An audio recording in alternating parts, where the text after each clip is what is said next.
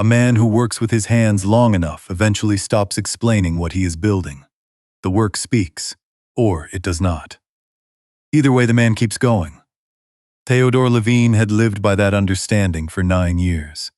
9 years of sawdust in his collar and varnish under his nails, and the particular ache in the lower back that comes from bending over someone else's broken thing and making it whole again.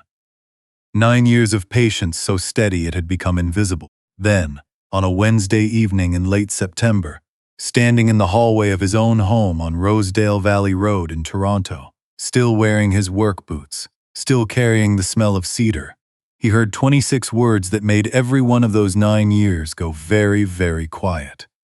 Theodore, honestly, you embarrass me. Stay home tonight. I am taking Dominic. You would not know what to say to these people anyway. She did not raise her voice. That was the thing about Ingrid. She never raised her voice. She delivered her cruelties in the same measured, pleasant register she used for board presentations, which made them land harder because there was no anger to push back against. Just fact. As though she were reading a weather report about his insufficiency. What Ingrid Levine did not know, what she had never once considered worth investigating, was that the man she had spent 4 years introducing at dinner parties, as my husband the handyman, held 41% of the architecture and development firm she believed she had built from nothing.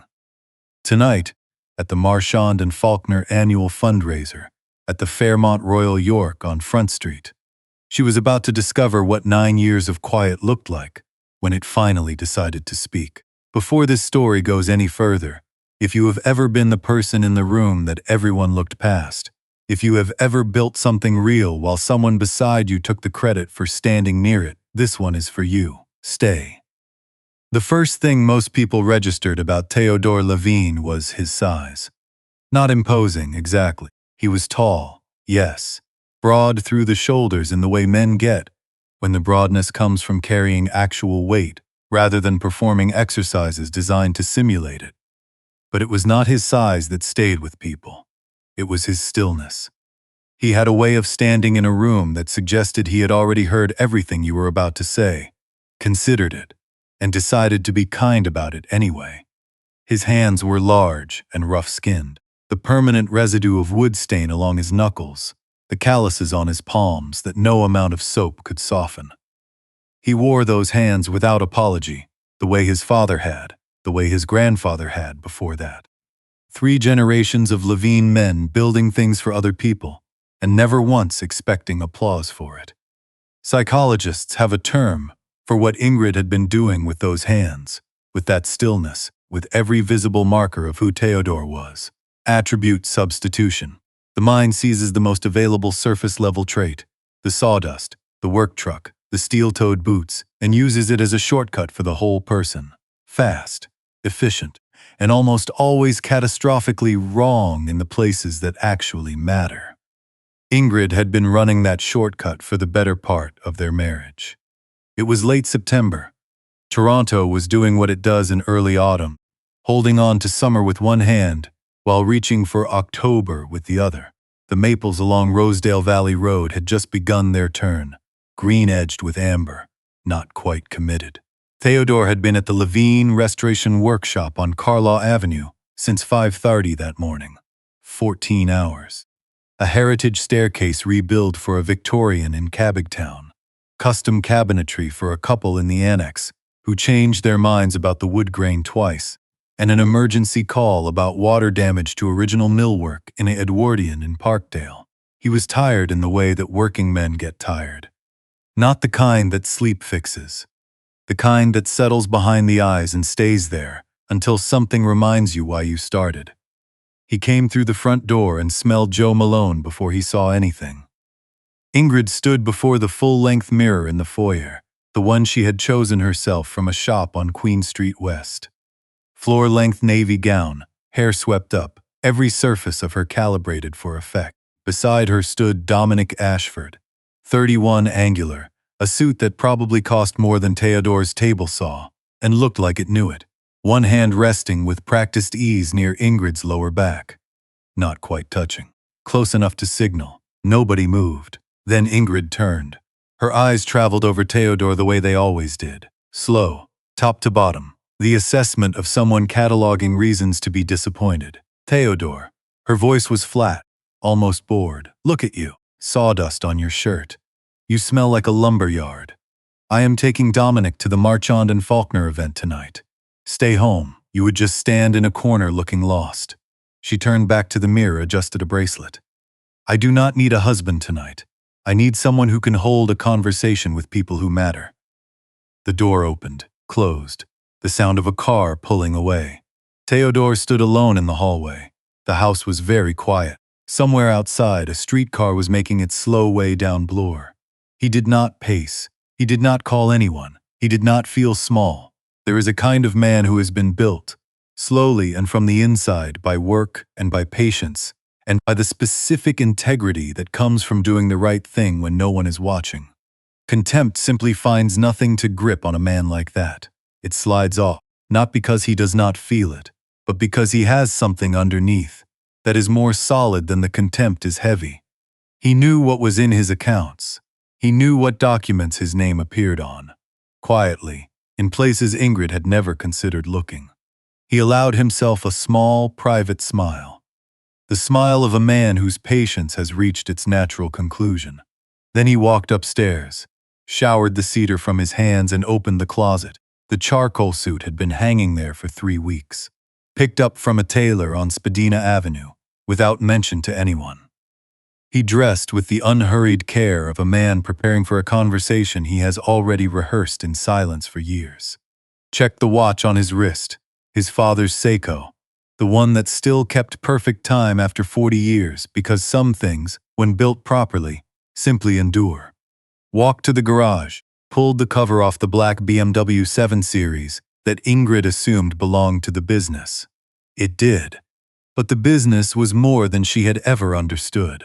Tonight, Theodore Levine was going to the fundraiser alone, and the version of himself he was about to walk in as was one that ballroom was entirely unprepared to meet.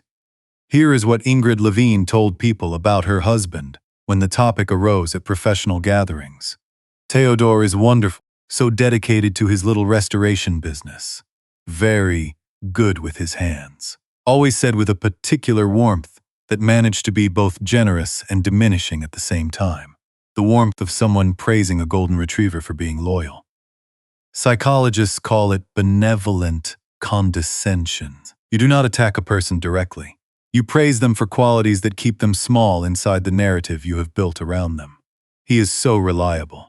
Is it not sweet how passionate he is about old houses? The compliment itself becomes the cage. She was not wrong that he was dedicated. She was spectacularly wrong about everything that dedication had produced. Theodore had been 24 when he first connected with Bernard Cloutier, a semi-retired architect who had known Theodore's father, Gilles Levine, since they were boys growing up in Gatineau. Gilles had been a master carpenter, not the kind who appears on renovation shows, the kind who could look at a 200-year-old joint and tell you the season the tree was felled. Gilles passed when Theodore was 26.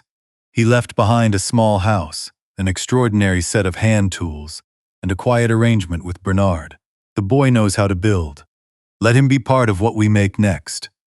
What Gilles had set in motion was a silent investment in Bernard's firm, Marchand and Faulkner, structured carefully, converting over time from a private loan into equity. Bernard honored that arrangement with the seriousness of a man who considers a handshake more binding than a contract. Theodore added to it steadily. Year after year, revenue from Levine Restoration, grown from a one-man operation in a rented garage to a 7-figure heritage construction company with 14 employees, flowed into additional shares, quietly, without announcement, without need. By the time Ingrid was named managing partner of Marchand and Faulkner, her husband owned 29% of the firm. She had not the faintest idea. She believed, completely and sincerely, that she had built her position through talent and will alone. To be fair, her skill was real. Her strategic mind was exceptional, but the foundation beneath her feet, the capital that kept the firm solvent through 2 difficult years, the reason the board had resources to expand into the Vancouver and Calgary offices, had been laid and maintained by the man she called her handyman. This is what psychologists call the fundamental attribution error. We observe a man who works with wood, who drives a truck, who comes home smelling of labor, and we decide that is the complete story. We never stop to consider what might be happening in the margins, in the quiet spaces, where the real architecture of a life is being constructed. Ingrid had never stopped to consider. 3 weeks before the fundraiser, Theodore came home early. Overcast Tuesday. He entered through the side door that connected the garage to the kitchen and heard Ingrid's voice through the open study door. Low, precise, the register she used for matters she considered settled. Do not worry, Dominic. The separation paperwork is already drafted. He has no real assets beyond that little renovation shop. The house, the vehicles, whatever retirement savings, we split and move on. After the filing, we restructure your partnership stake and consolidate. It will be clean. Theodore stood in the kitchen. His hand was still on the counter. He could feel the grain of the marble beneath his fingertips. Cool, indifferent, the way stone always is about human trouble. Not shock, exactly. More the cold clarity of hearing out loud, something you have been sensing for months in the small adjustments of someone pulling away. Confirmation has its own particular weight. It does not hit you. It settles on you, like snow. He understood something then about Ingrid that he had been reluctant to name. Her fear. The fear that had driven her out of the apartment above her mother's hair salon in Scarborough, that had made her relentless and strategic and formidable, had somewhere along the way stopped being fuel and become a filter. Everything she saw through it. Psychologists call this scarcity mindset, a cognitive orientation that converts gratitude into complacency and turns the people who love you steadily into scenery. Ingrid was not cruel by nature. She was afraid. And afraid people, given enough time and enough unchecked momentum, can do devastating things while believing they are simply being sensible. He walked back to the garage. Sat on the metal stool beside his workbench, the one with the coffee ring stains and the curling edge of an old Toronto star, and he was still for a long time, not planning, just getting clear. Later that week, he found the notebook, Ingrid's leather planner, left on the kitchen island. He almost did not open it, but one line was visible on the exposed page, written in her neat, deliberate hand. Theodore was a stepping stone, comfortable but temporary. I have outgrown this, dated 11 months prior. He closed it, set it back exactly where it had been, looked out the window at the old maple in the backyard, the one he had been meaning to prune since July. That evening, he drove to Mrs. Ullett's house on Danforth Avenue. She had mentioned at church that the railing on her front steps was loose, and she was afraid of falling. He replaced the entire railing in an hour and a half, while she brought him tea and talked about her late husband's garden. When she tried to pay, he shook his head and said something about it being on the way home, which it was not, but kindness does not require accurate geography. On the drive back, he stopped at the community center on Gerrard Street and left an envelope at the front desk, no name, for the Ibarra family. A mother, 2 kids, a gap between what was and what was needed. He did these things the way he had always done them, without ceremony, without expectation, without needing them to be part of any story other than the ordinary, unglamorous work of being decent when it costs you something. That night, he looked at the charcoal suit in the closet, thought about his father's hands, then picked up his phone and texted Bernard Cloutier. I will be there Wednesday. Save me a seat at the head table.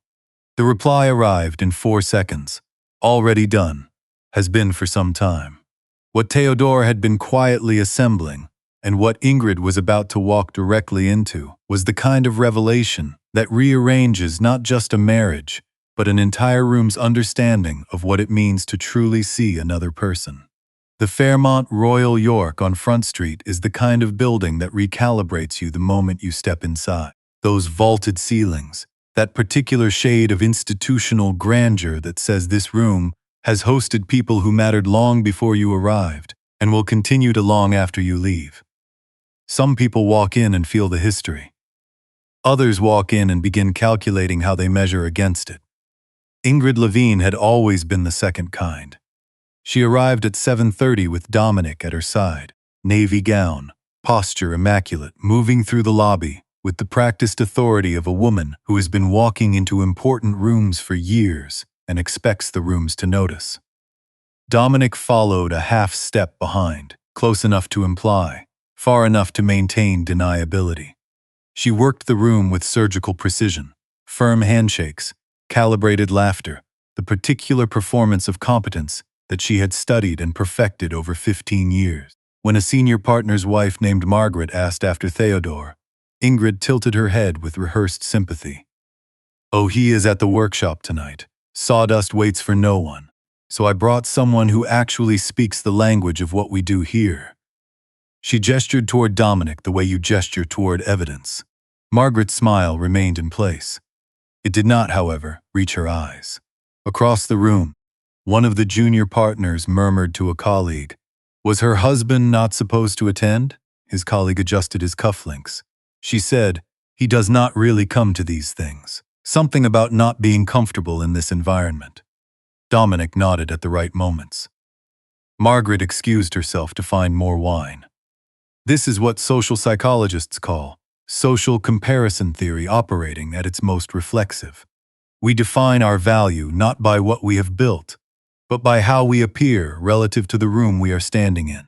Ingrid had spent so long measuring herself against the rooms she entered that she had lost the ability to recognize worth that did not reflect back from polished surfaces. Theodore did not glitter. He did not perform. On her internal scale, he registered as absence. What she never accounted for was the possibility that the scale itself was broken. Dinner was served at 8. One chair at the head table remained empty, reserved. The place card read T. Levine. 2 people noticed. Bernard Cloutier, when asked, simply nodded and said nothing. At 8:45, Bernard rose from the head table and approached the podium. He tapped the microphone once, and the room settled with the particular deference that is given to men who have never needed to raise their voice to be heard. "Good evening. Before we proceed with the formal program, there is an acknowledgement that is overdue, one I have waited some time to make properly." Ingrid set down her glass. Something in his tone registered, not alarm, not yet, but a sharpening, a shift from social to alert. "I would like to invite to this stage a man who has been, since this firm's most uncertain days, its most faithful financial pillar. A man I have known since he was a boy in Gatineau, learning to read wood grain at his father's side. A man whose patience and integrity I have relied upon more than this room has ever known." He paused. "Theodore Levine, please come forward." 3 seconds of silence. Then the room turned. From the back of the ballroom, moving through the space between tables with the unhurried ease of a man who does not need to prove he belongs anywhere, came a tall figure in a charcoal suit. Ingrid's hand stopped mid-reach for her water glass. Dominic leaned toward her, voice low. "Is that?" Ingrid cut him off. "Do not." Theodore reached the stage. He and Bernard shook hands, the grip of 2 men whose trust was built in a language older than business. Then Theodore stepped to the microphone. He looked out at the room, let the quiet hold for a moment, not for theater, because he was simply not in any hurry. "My name is Theodore Levine. I run Levine Restoration on Carlaw Avenue. Most days I have wood stain on my hands and sawdust in my hair. I mention that not as an apology, just as context. A few warm laughs, the kind born of recognition. 9 years ago, through my relationship with Bernard Cloutier, and through a foundation my father established before he passed, I began providing capital to Marchand and Faulkner when this firm had more ambition than operating runway. What began as a family loan converted over time into equity. Over those 9 years, I have invested more than $12 million into this firm." The murmuring was immediate. "I did not do it for recognition.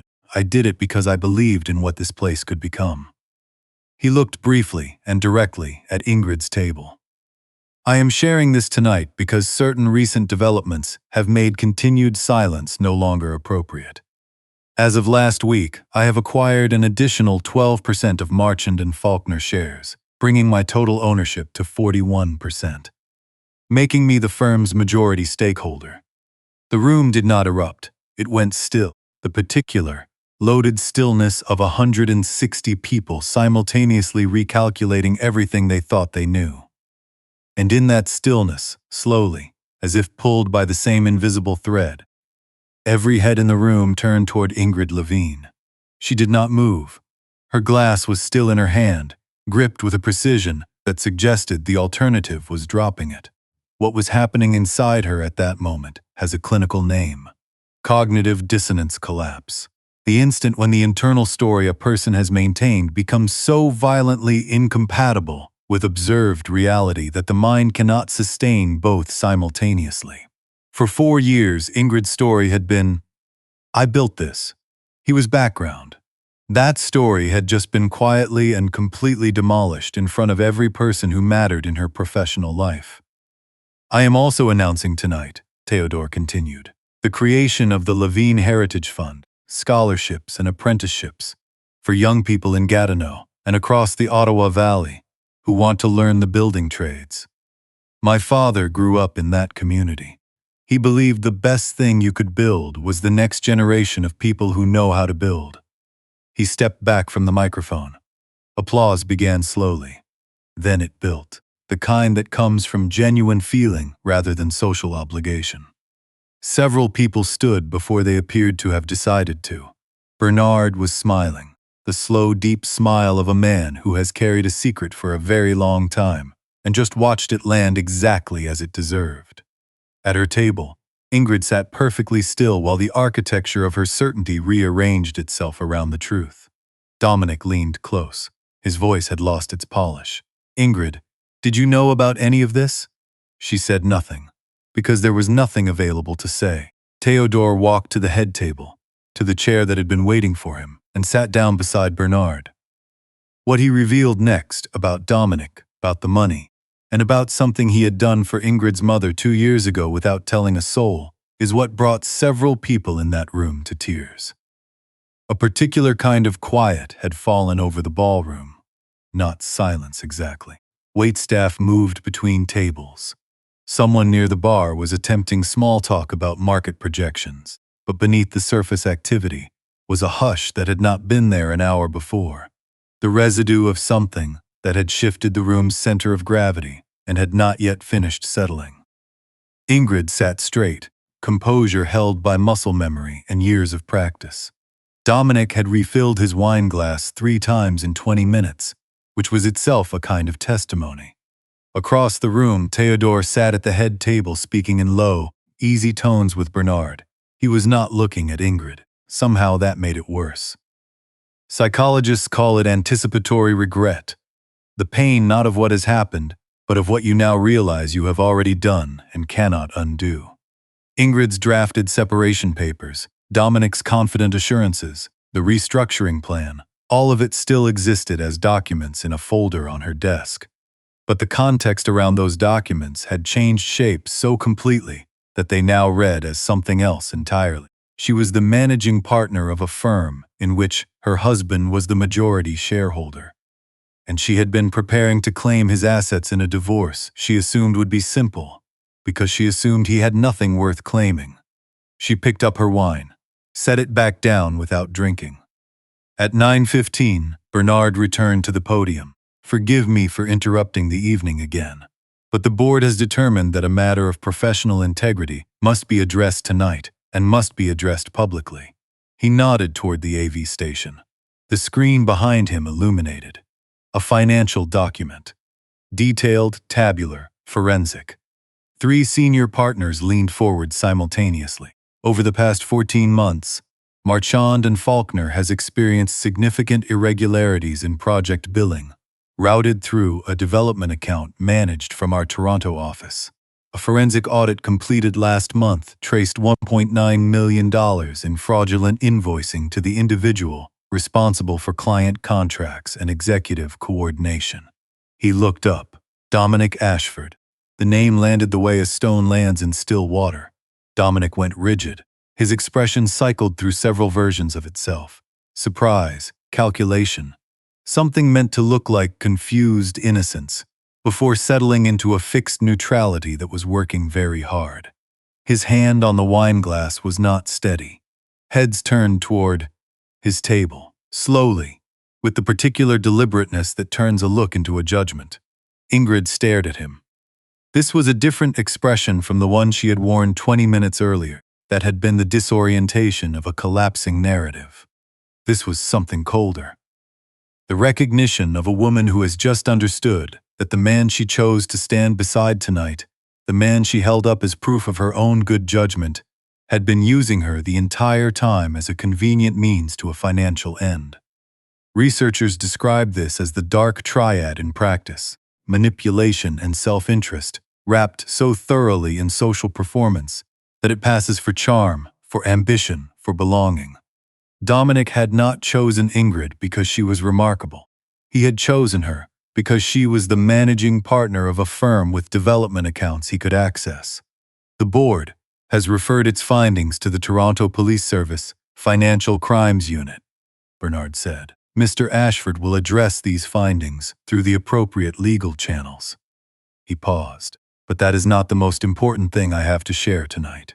Near the side wall, among the guests at the auxiliary tables, sat a small, careful woman in a dress that was lovely but clearly not new, perhaps 62.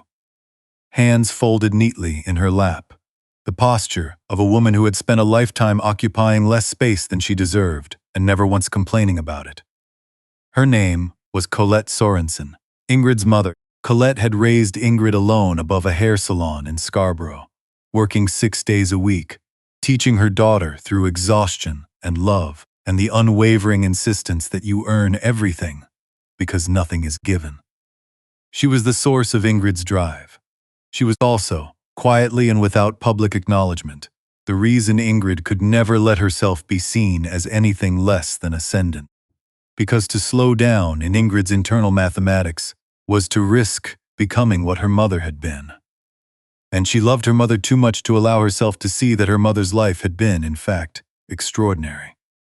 20 months ago, Colette had been diagnosed with early-stage renal failure. The treatment required, dialysis, and eventually a transplant evaluation, exceeded what provincial health coverage fully addressed, particularly the specialized consultations, the travel to the transplant center in London, Ontario, the home modifications, the months of aftercare. Ingrid had told colleagues her mother was managing. She had told herself the same, because admitting the gap between the life she projected and the life she was navigating was not a vulnerability she had ever been built to show. She did not know what her husband had done. Theodore returned to the microphone.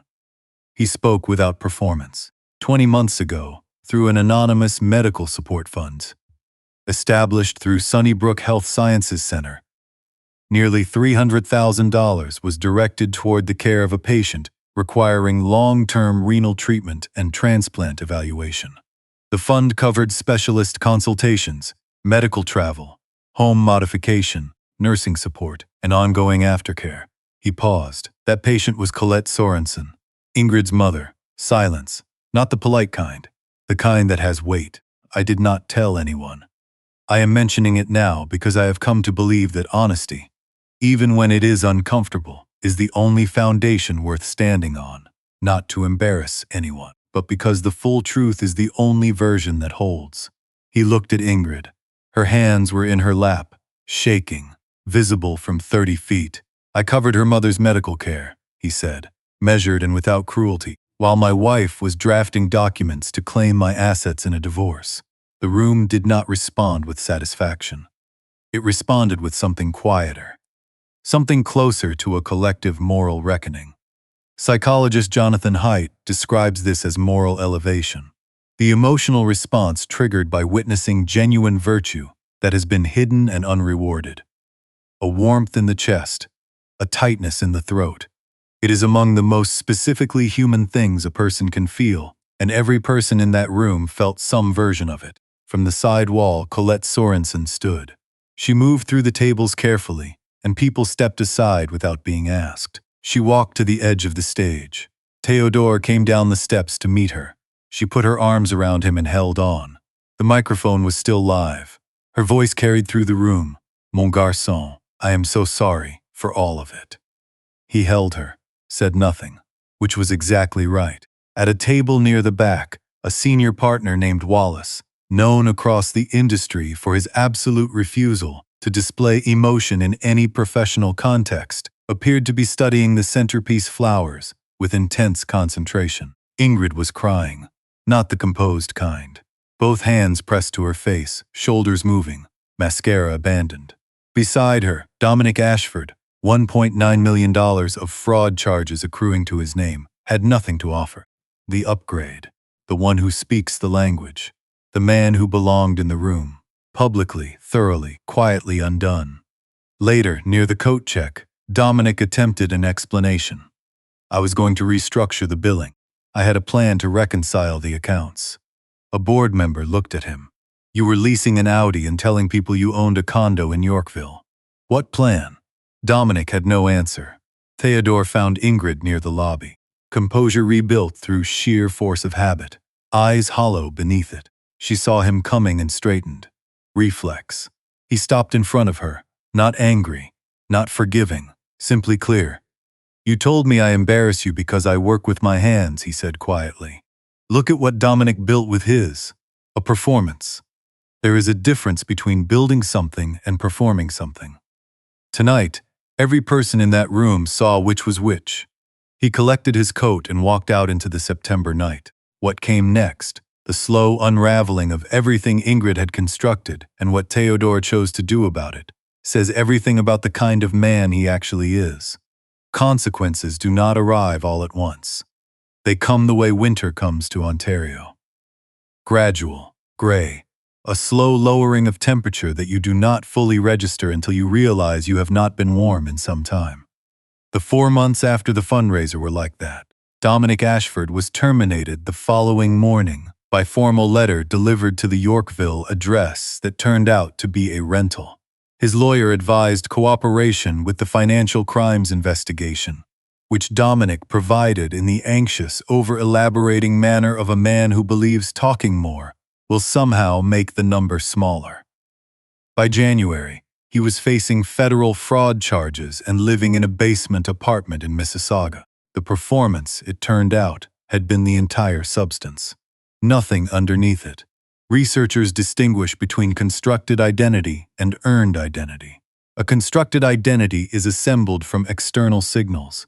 The suit, the address, the vocabulary of success. It photographs well, but it has no load-bearing structure.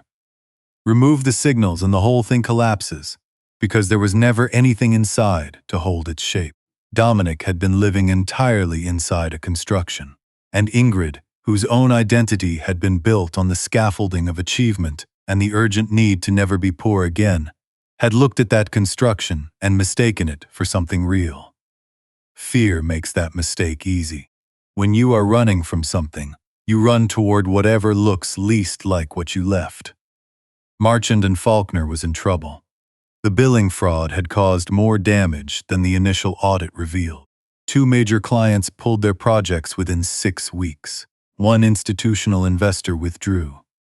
By December, the CFO's report used the words cash flow crisis and immediate corrective action in the same paragraph. Ingrid received her copy on a Monday morning and read it 3 times. The fraud was not her doing, but it had happened inside her house, through a door she had opened, and boards do not generally find that distinction as comforting as the person offering it hopes. She knew what the firm needed. She knew who had it. The separation had been filed in November. Theodore had not contested the house, not argued over the vehicles. He moved without ceremony to a brick semi on Langley Avenue in Riverdale. Small porch, old trees, neighbors who said hello. It suited him considerably better than the Rosedale house had ever suited either of them. The emergency board meeting was held in early January, 12 people. 1 agenda item, immediate capital intervention.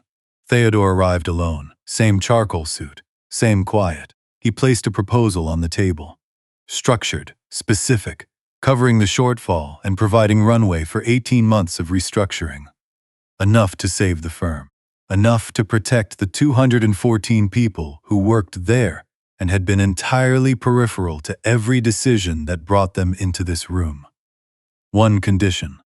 Ingrid read it in the 3rd paragraph and understood before she finished the sentence. As a condition of this investment, the current managing partner will resign publicly, before the full company, not through a press release, not through a quiet memo. In person, in front of everyone who works here. This distinction matters.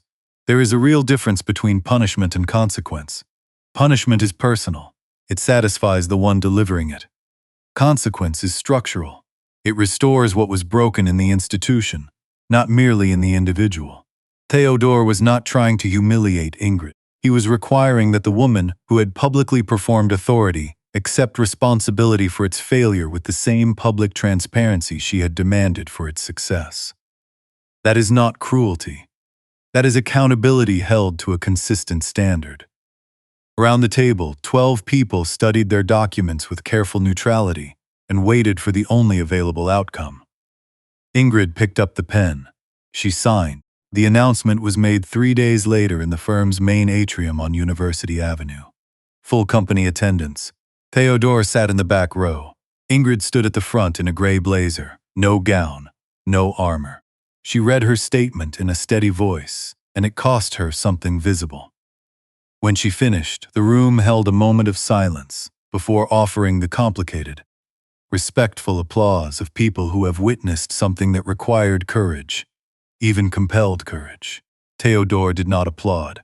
He sat with his hands in his lap and watched her with the expression of a man who takes no pleasure in someone else's fall, even a fully earned one.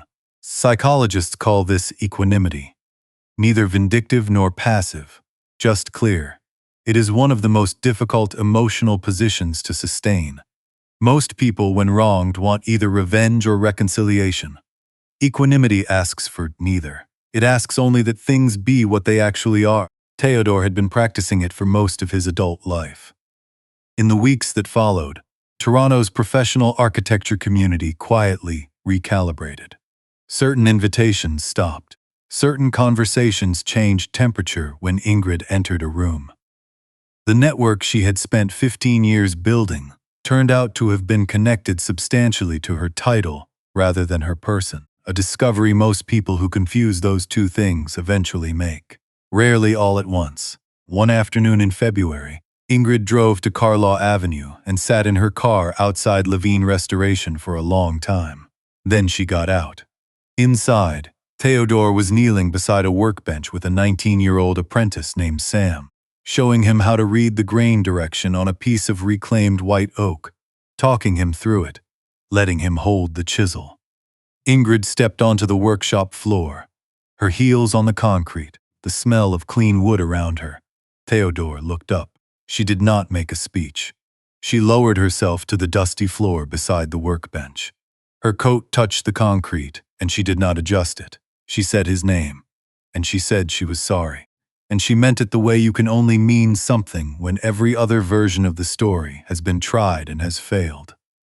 Theodore stood slowly, wiped his hands on the shop rag, with the patient deliberateness of a man who does not rush anything, including forgiveness.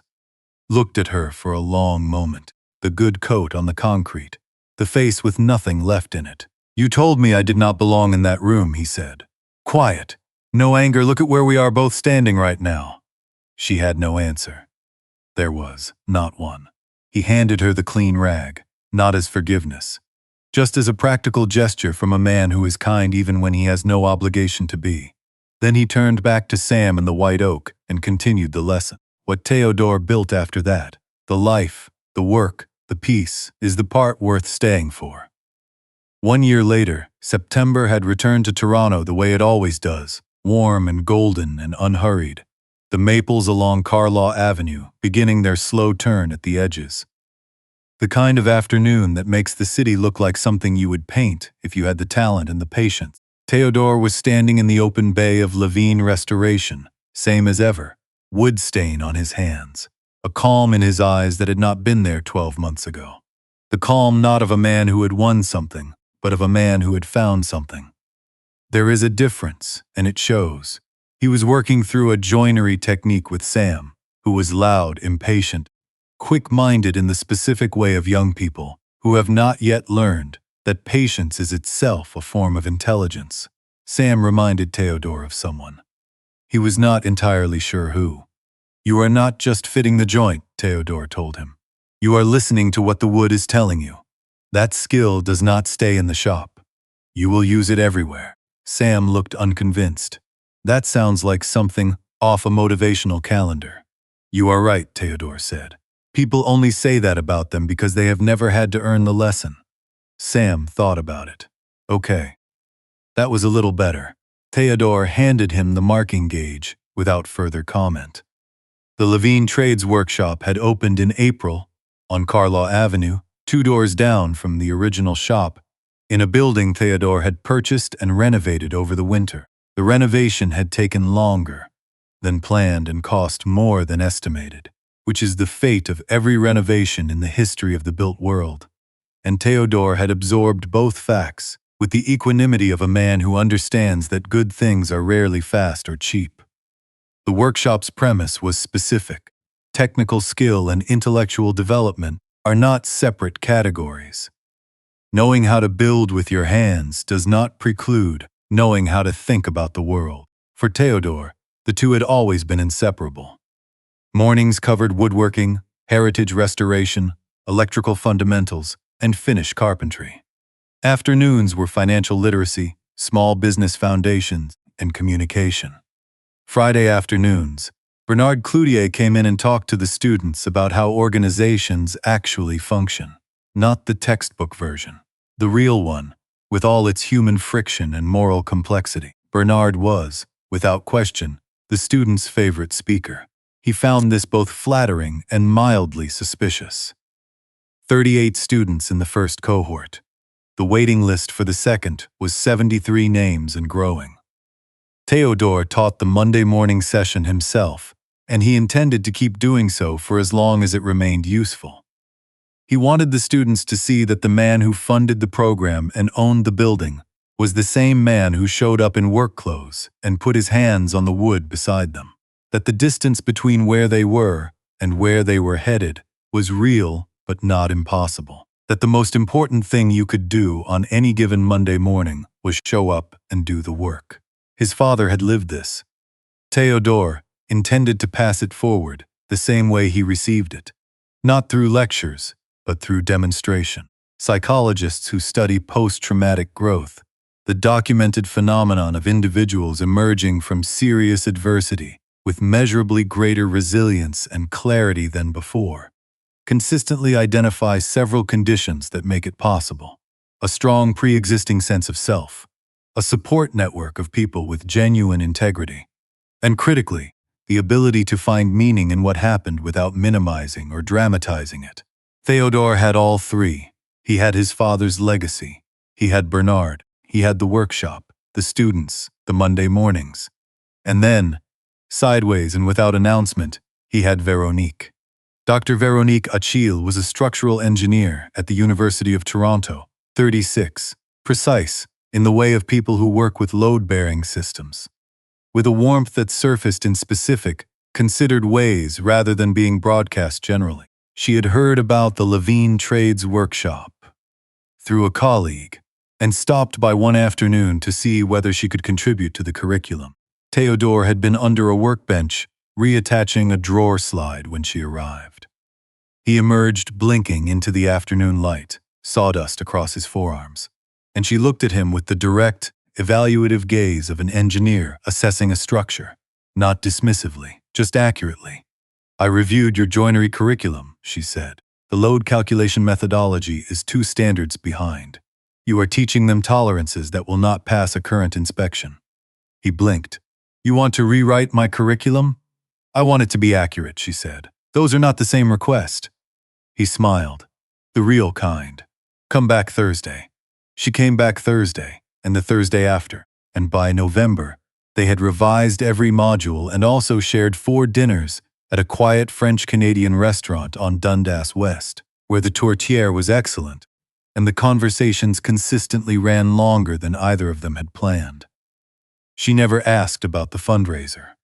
She had heard the shape of it, the way things are heard in Toronto, but she did not bring it up because it was not relevant to who Theodore was. It was relevant to what had happened to him.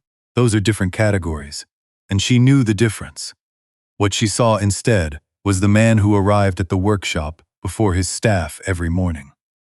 The man who called Mrs. Ouellet on the first of each month to check on the porch railing. The man who, when she asked what he was most proud of in his life, sat quietly for a moment and then said, "When one of my students comes back and tells me they have opened their own shop. That is what I am building toward." She set down her fork and looked at him. "You are a remarkable person," she said. "I hope you know that." "Not particularly," he said. "That," she said, "is exactly what I mean. Research in positive psychology has documented this carefully. Authentic humility, not performed modesty, but the genuine absence of the need to be seen as remarkable, is among the most reliable predictors of long-term well-being. People who do not require external validation to feel settled inside themselves are simply, measurably happier.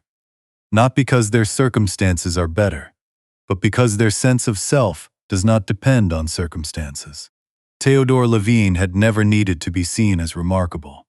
He had needed to build something real, care for people genuinely, and go home at the end of the day with clean hands. Metaphorically speaking, since the wood stain was more or less a permanent condition, that was enough. It had always been enough. Ingrid Levine was rebuilding, not quickly and not without difficulty. Toronto's professional community had reorganized around her absence as communities do. Certain doors had closed. Certain relationships had revealed themselves to be transactional. The fear that had driven her entire adult life was now sitting in a quieter room, still present, but no longer able to drown out everything else. She had begun working with a therapist in Yorkville, which she had resisted for years on the grounds that she did not need it, a reason that therapists hear with dependable regularity. She was learning slowly, and at real personal cost, the difference between ambition and survival instinct, between choosing what you want and running from what you fear, between performing strength and actually practicing it. Whether she would get all the way, there was a story still being written, but she was at last writing it honestly.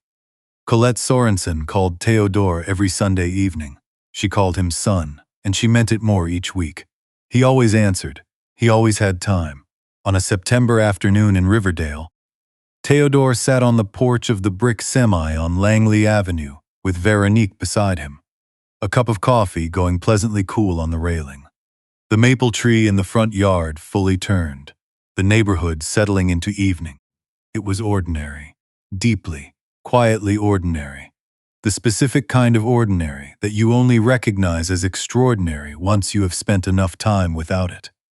He thought about his father, about what it means to build something that lasts. Not the structure itself, but the intention behind it. The decision to put your hands on something real, and stay with it when it is hard, and keep going when no one is watching. That decision, made quietly and consistently over years, is not dramatic. It does not make for good headlines. But it is, in the end, the only kind of building that holds. He thought about Sam, who had come in frustrated last Monday and left calm, because sometimes the most useful thing in the world is a problem you can actually solve with your hands. He thought about the 73 names on the waiting list. He thought about Veronique beside him, reading something on her phone and occasionally making the small sound that meant she was about to say something interesting. He set down his coffee. He was, he realized, genuinely happy. Not the relieved kind, not the triumphant kind, the actual kind. The quiet, solid, built from the ground up kind that does not require an audience.